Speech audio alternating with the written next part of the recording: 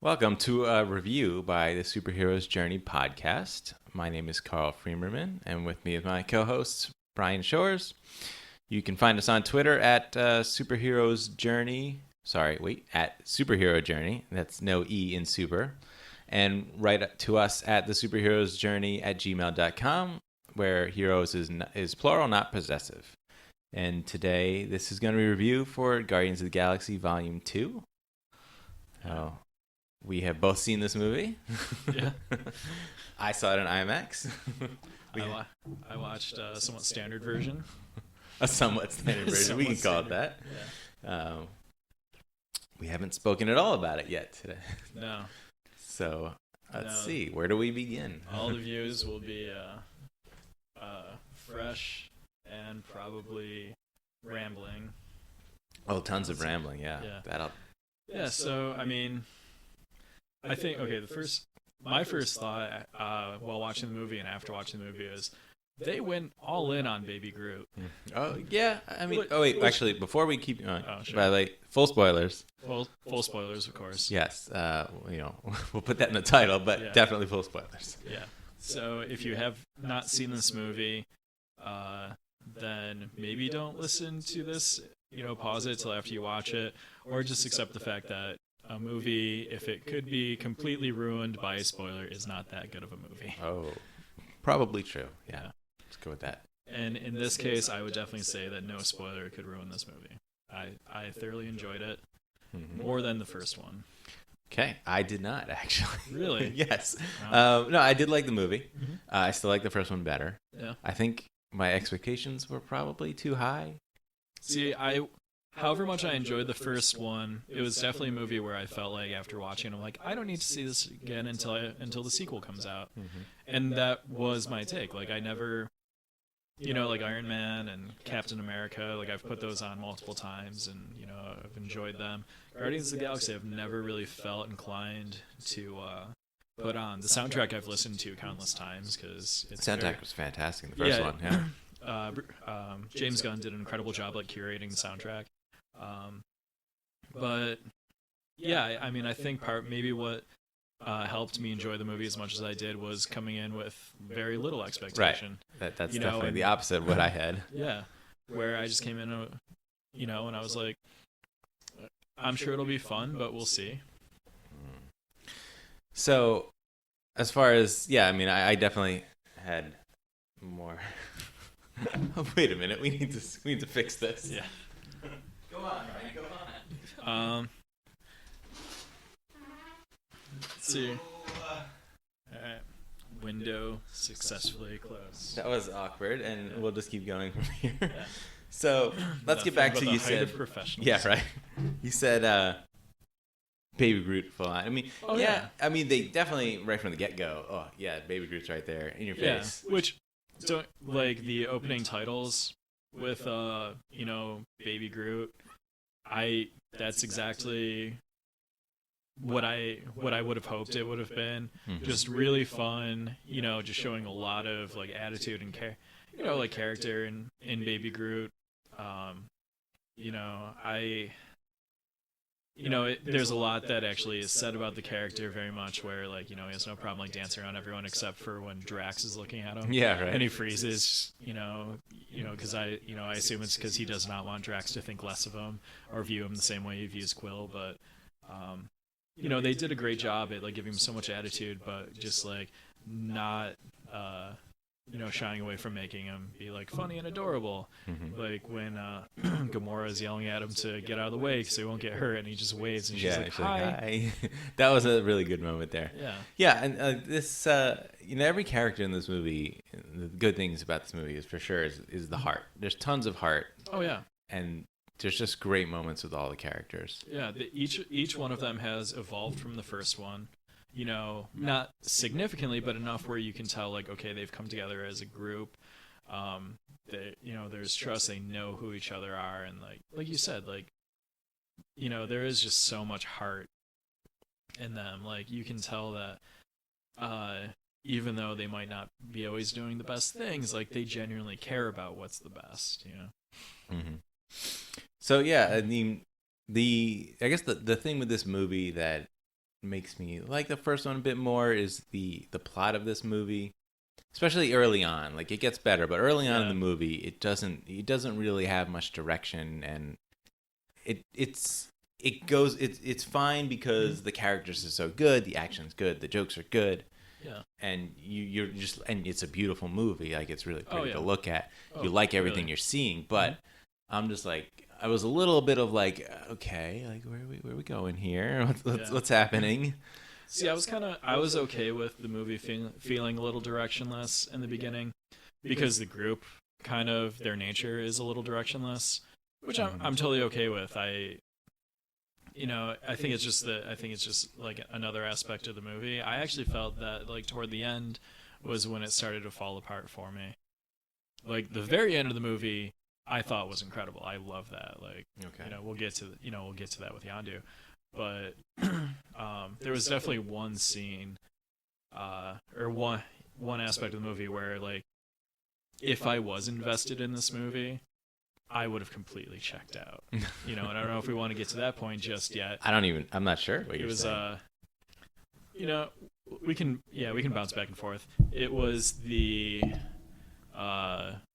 basically like the Batman vs Superman and Civil War aspect of I'm going to stand up for myself now because you killed my mom. Oh, well, it's like, let's not make that a trope. Like, let's not make that a thing. Yeah, but I mean, I thought this movie justified that better than any other movie. It's not like it wasn't a great motivator for him. But at the same time, it's also something like however well done it is, I'm like, I don't need that again. Like I think there's, like they obviously had to, a huge motivator for Star-Lord is, being there and why, as a child and watching his mother die right before he's abducted by aliens, essentially like tortured and becoming a thief. Mm-hmm. Not tortured, but like scared and to becoming a thief. Right. And they did have to address that, but I don't know if necessarily making Ego the one who killed his mom, by giving her the brain tumor, which there was no real rhyme or reason to that. Well, no, he gave a good reason. I actually liked the reasoning behind it. Because, to give her the tumor? Yeah, because he essentially said that he was actually in love with her, and the only thing he could do to not want to go back to her was to make sure she wasn't there, and that by thereby giving her cancer and killing her. I guess, yeah. So like, yeah, I mean, it's messed up, but like that's an understandable thing. Like people do crazy things for love and with love, and it was counterintuitive to his being, his existence, his purpose of existing, as he thought in the movie. Yeah, it did make me wonder though, because you have those thousands of skeletons of essentially Quill's brothers and sisters. Yeah, right. That did Ego do the same thing, to them? Like, did all of their mothers? Yeah. So I guess we should explain maybe for people who are listening to this and don't want to watch the movie and just want to hear about the movie. That no, they're on their own. They're on their own. Yeah, Does he just assume that they know what we're talking about? Yes, they've either read the comics in its entirety from 1965. But this isn't in the comics. Yeah. Ego's not Peter's dad in the comics. Yeah. So Ego, just briefly, Ego, he has had children with many other women of different species all throughout the universe. Yeah. Well, I guess going back a little further, Ego is an original Celestial, which is one of the original life forms in the universe, right? Who formed into a planet and then made a human form, basically out of the organics of the planet. And right. Then went out. He wanted to experience what it was to live as a human being. Yeah, a human or immortal. Right, immortal. Yeah. So then he goes and he looks to have a child with all these different species, and in hopes that one of them has his celestial DNA, so that he can do his plan to basically become the entire galaxy by seeding himself onto different planets. Yeah. And he needed more power to control that, to do that. So he needed another celestial like himself. of his own blood. And that's where Peter comes in. And he is the only one to have had that DNA out of all these thousands of corpses that we just mentioned before that are skeletons that they find that he's done this before many times. So it's really interesting. I like that. Like, that's when the movie got good, is when, to me, where we started to get into this plot with Ego. Well, it's definitely when it got traction. I'll give it that. Yeah. I mean, I guess that's sort of later you find that revelation, but like that's when I was started to be like, all right, now I really like what I'm seeing, where this is going, and what it's trying to do. Yeah. And now there's parts, I guess, that they do there's a lot of jokes, and not in a bad. I mean, the jokes are good for the most part. Like, I'm laughing for the most movie, but there are times where there is a little bit of jarring. Like, it's very serious, and then like we have to throw in a joke. Yeah, because Marvel just doesn't want to feel too heavy, I guess. And I don't even feel like it's Marvel. I feel like that was just James Gunn. This is just his movie, and which is what he did. And it's very much his style. If you've ever seen Slither and exactly the specials and Super and. Yeah, because I mean the other Marvel movies don't do that. There are moments where they do that, but they don't specifically always like. It seemed like in this movie it was like always to a point, like to a fault, where every time there's a serious speech or moment, then there's a joke coming after it. Like it's coming. Like, every after a while, it's like, all right, where's the joke? I know it's coming. Just give it to me already. And ha ha ha, that was actually funny. Thank you. Yeah. But like it did weigh a little bit on me. Yeah. I mean, a lot of it did come off as James Gunn saying, like, I remember the 80s. I'm going to tell you what I know about the 80s.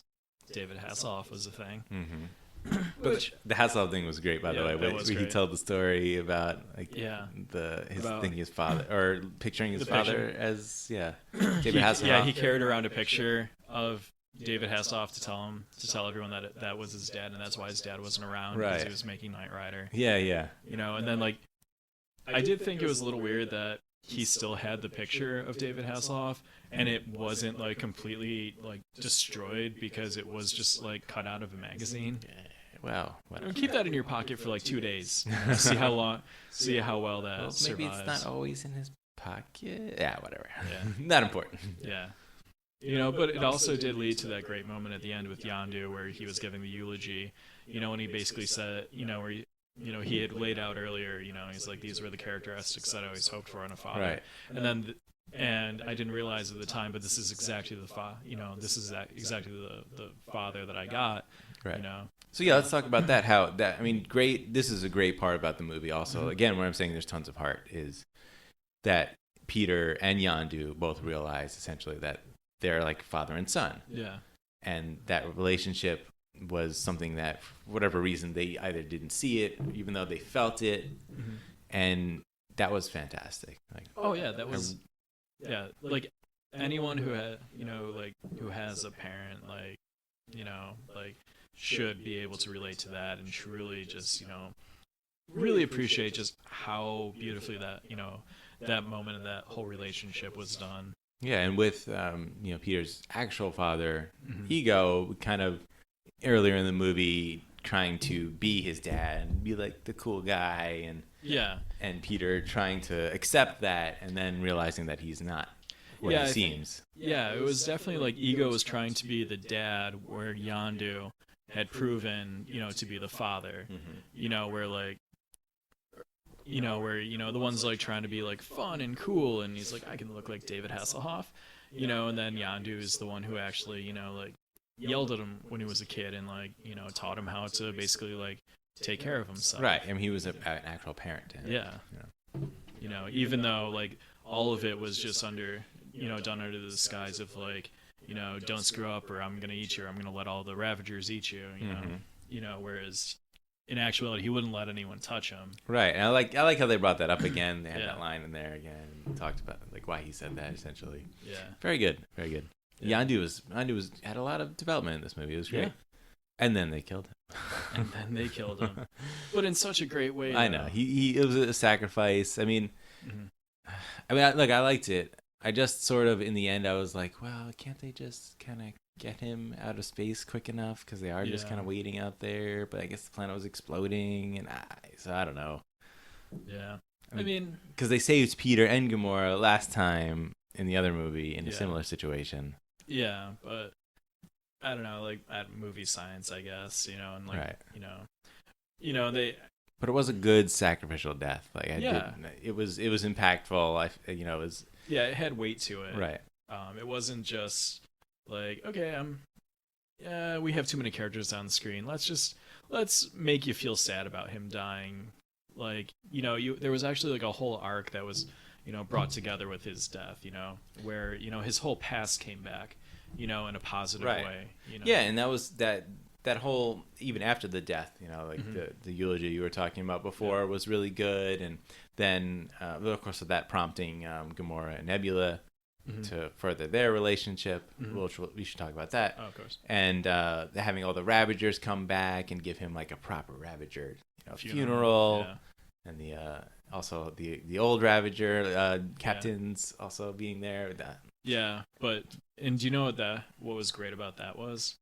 That was the original team of Guardians of the Right, Galaxy uh-huh. from the 60s. Yeah. Which Yondu was a part of. Yeah. And it's just one of those like great Marvel moments where like it's a really cool scene, just to watch. It's a really awesome scene if you actually know the background, which I honestly would not have known that had I not like, read a bunch of like, like old stuff about Guardians of the Galaxy when the first movie came out. Right. Yeah, and they all it seems like an interesting bunch, and even we get in the post-credits scene, we get a scene of them actually getting back together. Yeah. We're seeing all of them as a team, and you have a space Doctor Strange. who's the Space Doctor Strange? Like I forget it. I don't remember his name, and I'm not going to try and pretend that I know what it is. But it was the like the worm-like one with the arms, where he's like everyone in, and then he did like the hand gestures that popped into the thumbs up. Okay. Yeah. And they had Ving Rhames. Yeah, Ving Rhames and Michelle Yeoh. Yeah, and Miley Cyrus. Miley Cyrus with the voice of that head thing, I Yeah. guess, which I don't know what that was, but that was interesting. And then Michael Rosenbaum. Yeah, he's that crystalline guy, which the effect on him was awesome. Yeah. I really liked the way and I went and I looked at the comic book version. I'm like, this is way better. Oh yeah. This is much more interesting. No, everything with Guardians of the Galaxy, I have to say, they've made every decision they've made has made Guardians of the Galaxy so much better, at least in my opinion, than it was on in the comics. Because I've read a couple Guardians of the Galaxy comics, none of it has ever really like held my attention or made me care about it the way that like the movies have. But that Ravager captain team, I feel like we could even get a spin-off movie of that. I would watch the crap out of a spin-off of, like. It would be probably even better if they could do one in the past with Yondu. Yeah.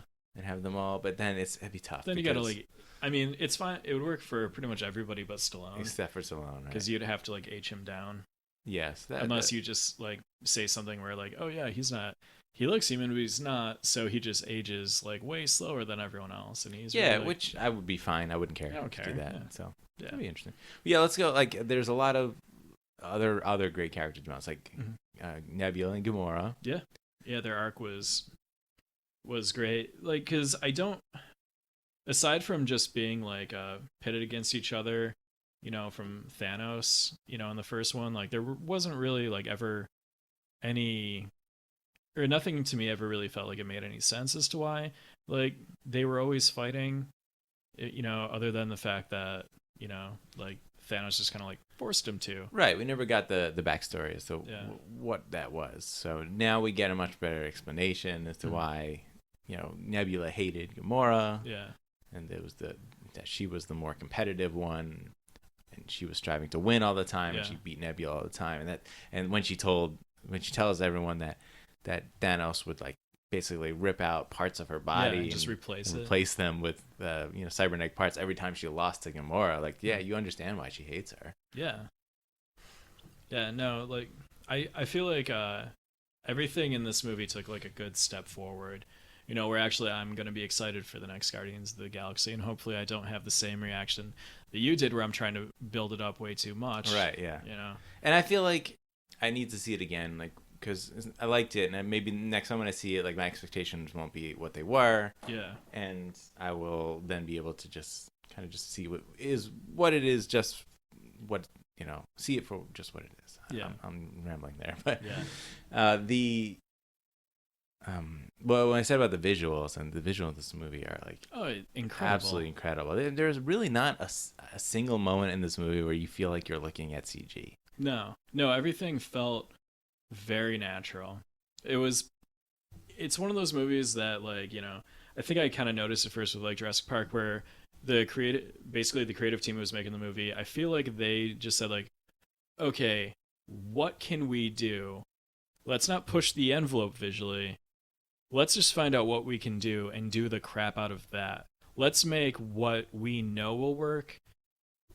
Like, let's take that and make that look amazing.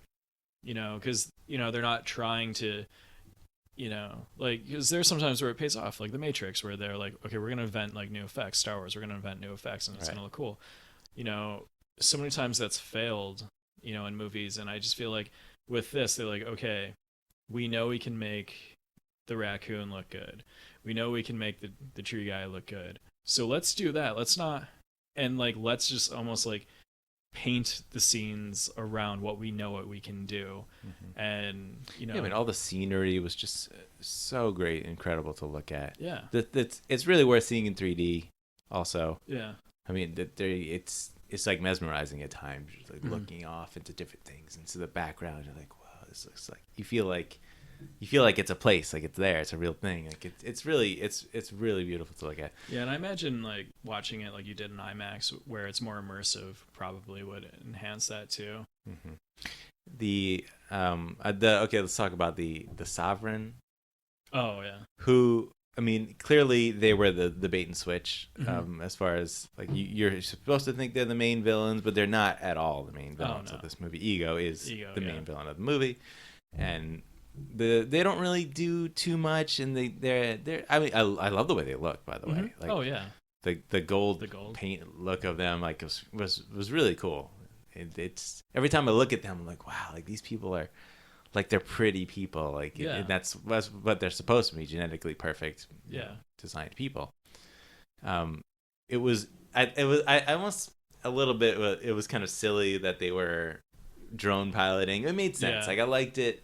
I guess it got a little too silly when it's kind of like a video game. Yeah. Like they're all piloting these drone pilot things, and they're in these little VR video, not VR, but like one of those space, like the Star Wars battle pod thing, arcade machine. Like they're in this arcade machine, and they're piloting these ships, and they're getting all pissed off when their ship gets destroyed. And it was sort of like, I got it. It was entertaining, but it was a little jarring for like this race of people, but it worked. I actually feel like it made sense for them, where they're like, okay, so if they are like genetically perfect beings, I think they would try and like develop technology to make sure that with whatever it is that they do, it won't negatively impact them being genetically like perfect. So yeah, it makes sense that they would develop like the drone technology. So they're like, okay, so we can still fight, but we just won't die. Well, it's very smart. I don't have any problem with the concept. I don't know. It's just a little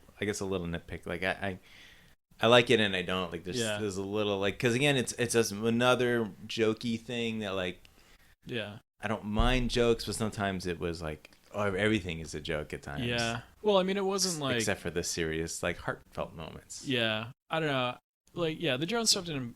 If they treated it like Danny DeVito as the Penguin in Batman Returns, when he takes over the Batmobile, and he's like got the, he's basically in like the kiddie car version.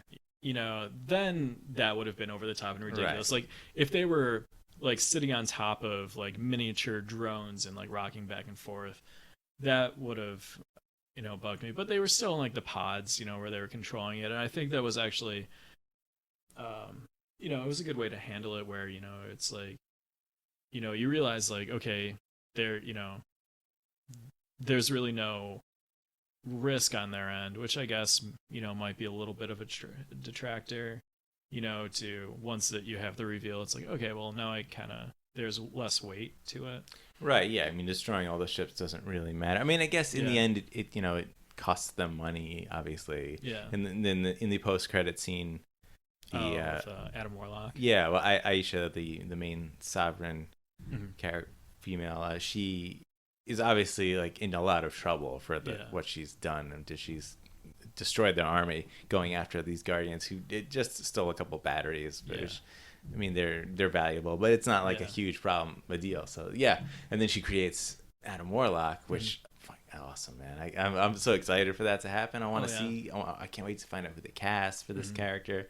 I wonder, are we gonna see him in Guardians 3 or maybe Avengers 4? I don't know. I kind of would hope that they would save it to for Guardians of the Galaxy. Because I did like how with these movies, they were definitely very like insular to they were isolated from like the other Marvel movies. I like that they're it wasn't just Avengers 8. It was but Guardians 3 is after Avengers. So and of course after Guardians are going to cross over with the Avengers. So I wonder how much of an impact that's going to have on this. I don't know. I would imagine it would have a pretty big impact. Because after I watched Guardians Volume 2, I kind of came to a realization about the Marvel movies and the characters in them. And I kind of want to see, not just because, Star-Lord's a cool character. I kind of want to see Star-Lord as the hero that really just kind of like brings all the Avengers together. Because out of every Marvel property, he is the only character who actually is able to bring, actually like inspire and like bring a team together, and look out for, everyone. Whereas, I see like, that. I mean, Captain America, he definitely fills that role. He's supposed to fill the role, but he's the only time you ever see it is when he's talking to Bucky. Or they're in the bar and, he's like... I mean, but he leads the Avengers in the first movie. But Nick Fury's the one who actually inspires them to follow him. He's the puppet master. Yeah, but there's no puppet master with Star-Lord. That's true. He's the only one who actually shows any true, just like natural leadership abilities. And I don't know if that's I don't know if that's intentional. Because I imagine that. Like you said, it's probably, it's going to be Captain America that brings, all of the different teams together. But character-wise and for how they've showed all the characters, it makes the most sense that it would be Star-Lord. Yeah. I mean, it might be a combination of the different characters, bringing different teams together. Because I imagine we'll have characters grouped off, and that's going to be the best thing, is to watch these characters play off of the other characters in the Marvel Universe. We should get to Drax and Mantis, who I thought was another great addition. Yeah. I really liked her character. Yeah, she fit in really well. They were able to take a character who could have looked really silly and just made her feel really grounded. I guess we could explain Mantis in this version is been living on Ego's planet. Ego has raised her since she was a child. Yeah. And she's just basically a servant of his, and she helps him, as in the movie, she helps him sleep. Yeah. Because I guess he has a lot of, I don't know, emotional baggage because, he murdered his love. Yeah. So, he would need someone who can help him sleep, and she has the power to feel other people's emotion and put emotions or feelings onto somebody, which I guess somehow means sleep as well. But she lullabies people. She's like she makes him feel sleepy. Yeah, right. Yeah. So so there's a lot of great moments with her, like feeling other people's emotion, like when Drax was he laughing hysterically about at one point? The whole thing with Peter, right? The first when she outs like his feelings for Gamora. And he's in the trailer where he's like, do me, and she touches him there, and then she's laughing hysterically too because Yeah. she's feeling what he's feeling. Like Yeah. that's fantastic. Yeah, that was great. So there's a lot of good stuff like that. The like with Drax calling her ugly, Mhm. like was like really Yeah. awkward, but like it was kind of funny, and it was Yeah. there was like there's a lot Okay. of deeper meaning behind the conversations they have. Yeah. He has that, like, obviously his family that died. He talks about, and that really affects him. And that was another great moment where he's talking about his family Oh, right. and what Yeah. happened to them, and then she touches him and feels his pain, and Mhm. she's like crying, and she's in like terrible sadness, Yeah. and he's not showing it because obviously he's dealt with it for a long time, and Yeah. you can see how much that weighs on him all the time, despite how he kind of he doesn't make jokes, but he sort of like points out, like laughs at other people, and he's just like he's definitely the very like stoic and reserved, not like not like well, he's not really reserved. He's well, he emotionally reserved, I guess. yeah, right. He doesn't really show his own emotions. Except for when he's, laughing at basically like misfortune. Yeah, like he doesn't show his sadness for his family often, and this is a great moment where you see how much it really impacts him.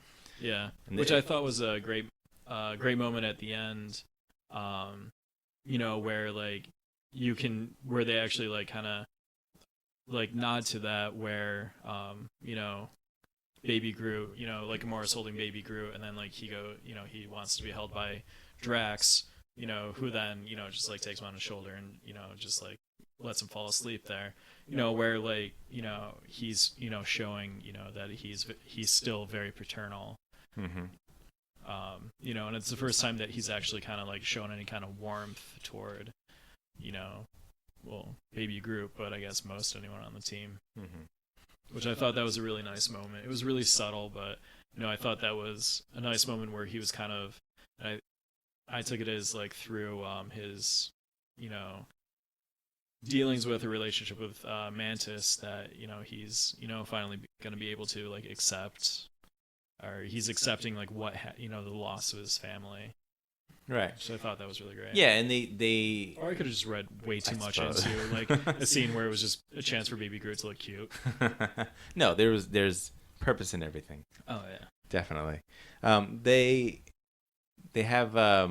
They definitely resisted the temptation to like have a romance between Drax and Mantis. oh yeah. Like they sort of like you saw maybe it could happen, but then they sort of like laughed it off and like joked and like, no, this is ridiculous. Kind of the movie was like, that's not gonna happen. Yeah. Which was good. I like that. Yeah. Like they definitely had that play off of each other. Yeah, and they and I like that they nodded to that, a little at the end, when he's talking to her and he goes, he's like, it's beautiful and you are beautiful on the inside, which was great, because it's like he's trying to be nice, right? And he's, but he's like, but he's very literal, right? He always basically just says whatever the hell he's feeling or thinking. Yeah. The one thing not related to any of that, and I want to get your opinion on this, because I definitely took it as like a nod to, or like a hit against the first Avengers movie at the very beginning, when Drax can't, he's trying to like kill the monster, or the alien, the beast, whatever, and he's, and he just he's like, the hide is too thick from the outside, I must kill it from the inside, and he jumps into its mouth, and they have the moment where they basically, or like Gamora and Star-Lord are like, says it's too thick from the outside. He's like, that doesn't make any sense. It's just as thick from the inside. Like I kind of yeah, right. Which was a great moment. I loved it. I laughed really hard. It was one of my like 3 favorite parts in the movie. Mm-hmm. But like I did wonder if that was like a little bit of like a nod to, or like a shot against like Avengers, when like Iron Man like flies into the those big flying like yeah. whale thinking Chitauri, whatever they are, things. Yeah, what it's called is on the tip of my tongue. I can see that. But not like a huge knock against it. Mm-hmm. Because it was the matter where he couldn't like break through the armor, so he had to go from like the softest shit yeah, inside. right. But Because Yeah. I don't necessarily agree with that idea. Like, oh, the hide is just thick. I'm like, yeah, I mean, the outer skin is just as thick, but the inside, there's stuff that you could Yeah, damage. it's soft tissue. So, But I mean, it does make for a really funny line. yeah, no, it was good though. Yeah, and then just seeing him inside with the two daggers, Yeah, just like yeah. going at the wall. And Gamora is the one who ends up like Yeah. cutting through because there's a The cut on the there was a chin. cut that they used as a weak point. Yeah. And then Drax comes out and he's like, I did it. I defeated it single-handedly. Yeah.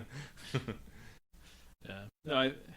I think that opening scene was perfect, just showing like the just how well everybody works off against each other. Mm-hmm. But I did want to actually see a little bit more of the fight. Like there was a lot of the Baby Groot dancing, and I'm like trying to watch the background. I kind of want to see what was going on there. Yeah. But they showed it was long enough. Like it was fine. I love the jetpacks. Them having like that's perfect. It makes sense. They have this added new tech to this movie. That's like fuck it.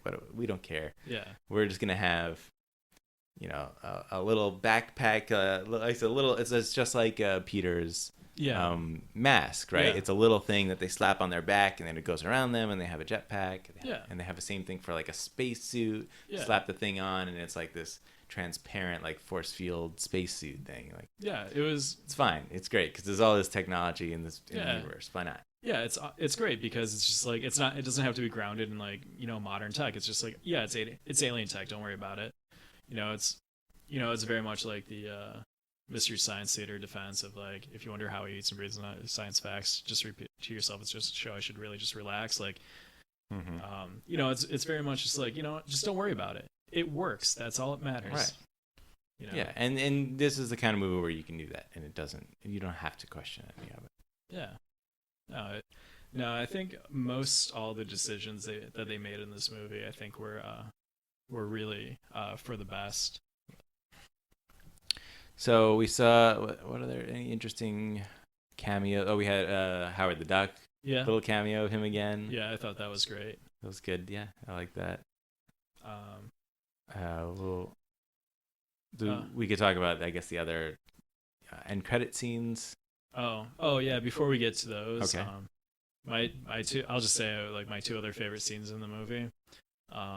The first one was I guess going in order from beginning to end, was when Yondu and Rocket were locked up by the Ravagers, and they're trying to get Baby Groot to get the new fin. Oh, yeah. And he just keeps on grabbing literally everything. What made me laugh harder than anything in the movie was just Baby Groot looking so adorable holding up the toe. The toe, yeah, the severed toe.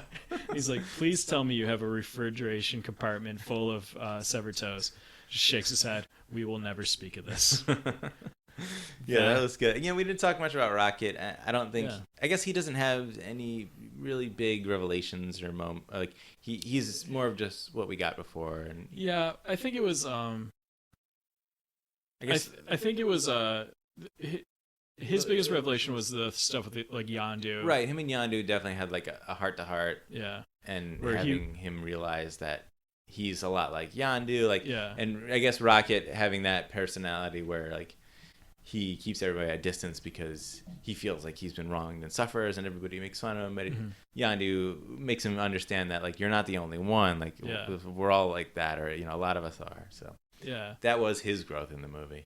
Yeah, and especially like because it came like full circle, like most things in the movie did, like with Yondu's funeral, where like he kind of he realizes like, hey, all these people came, like he was nothing but mean to them, and they still came, and it's like and I think at that point he realized just kind of like what family was, and why it's okay to let people care about you, and I thought that was I think this was probably one of the best ended Marvel movies, where I think it tied up the most. It wasn't the happiest ending, but it was so very satisfying.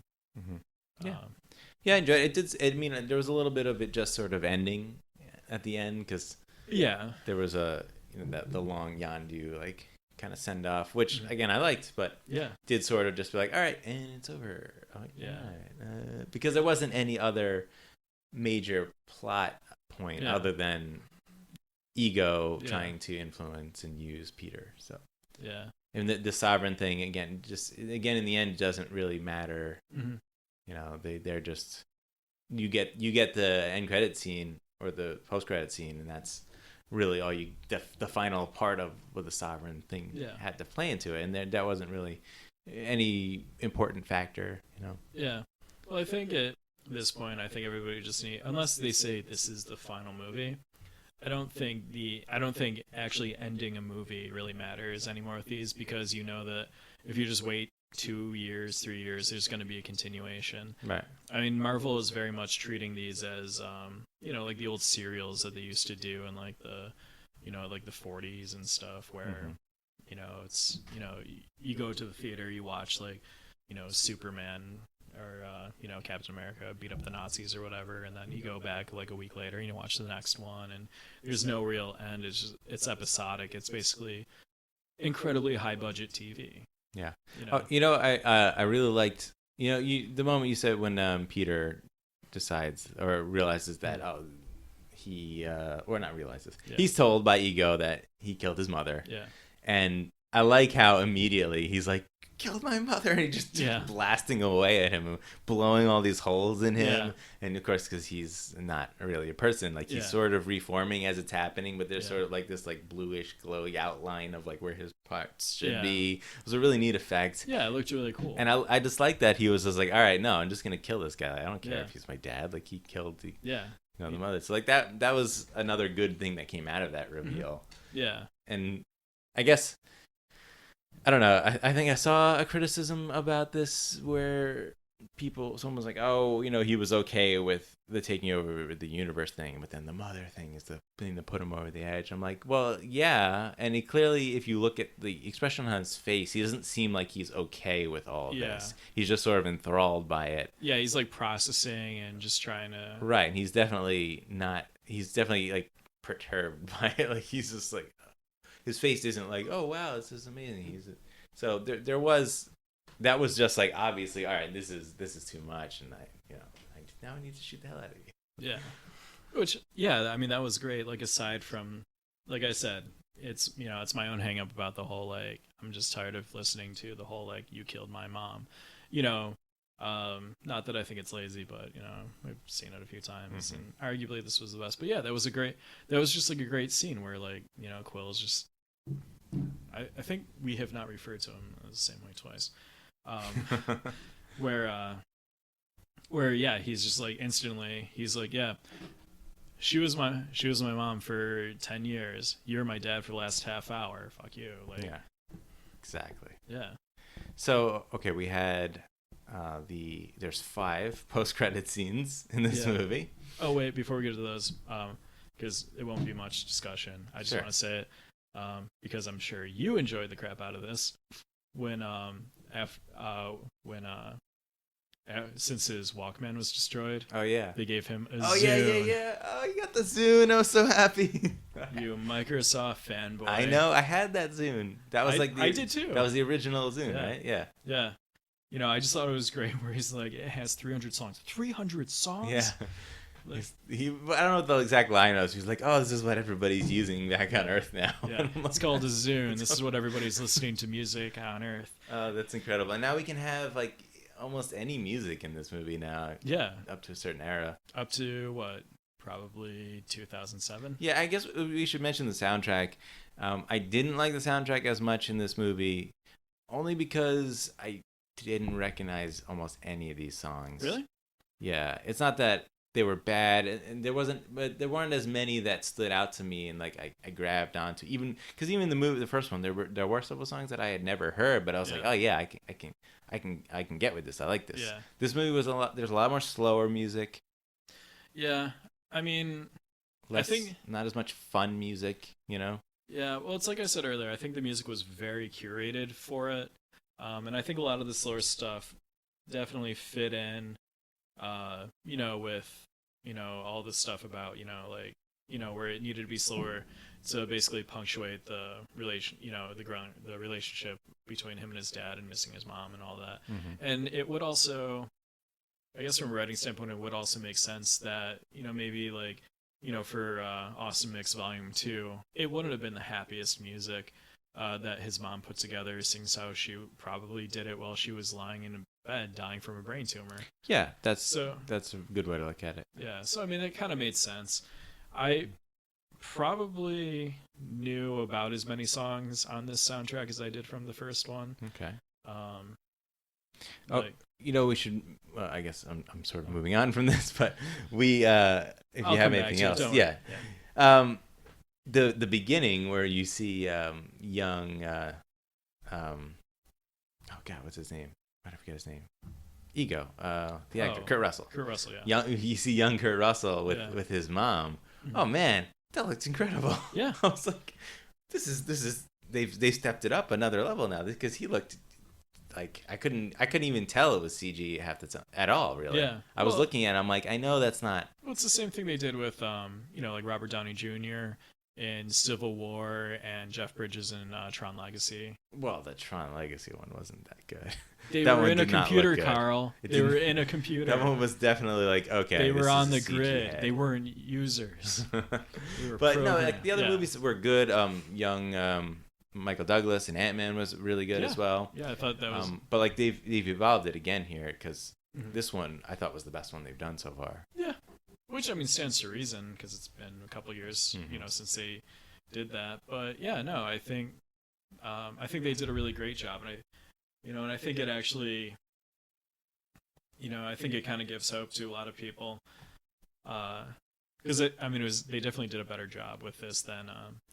This is probably the only time anyone will hear me say something negative about Star Wars.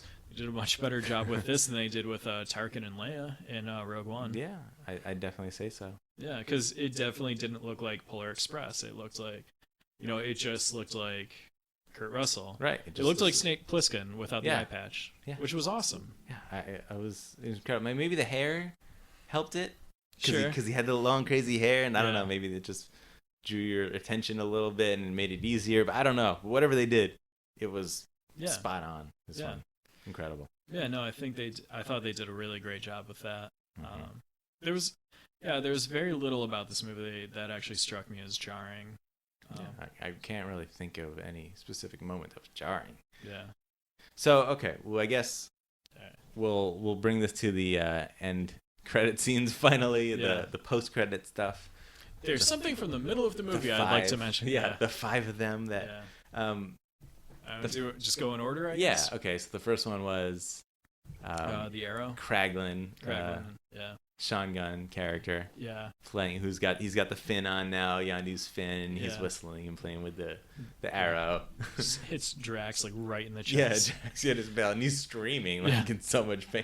Really funny. I liked it. Yeah, that was great. I liked that they're keeping. I don't know if they're gonna use that again. I mean, Kraglin, he'll be in it, of course. Oh yeah, of course. So I mean, maybe we'll see him use that in the future. But because I love that arrow thing. Oh, it's so good. In this movie, we get so many great moments with it. Yeah. Like they're doing even more interesting, more incredible things with it in this movie. Yeah, no, which we didn't really talk about, but you have to see it to really. I can't even describe how cool it is. Yeah, and I thought it was a really great. Whether it was from the art department or James Gunn, whoever came up with the concept of the arrow, because I don't believe that was from the comics. Because I do know that Yondu was an archer in the comics. Right, he had a bow. He had a bow and arrow. Yeah. But to come up with like the cybernetic arrow, and everything that he did with it was brilliant. It was just really well done. Yeah, like they kicked it up like 12 notches. Whatever random number I want to pick. Yeah. It's not just one more than Spinal Tap. Yeah. Yes.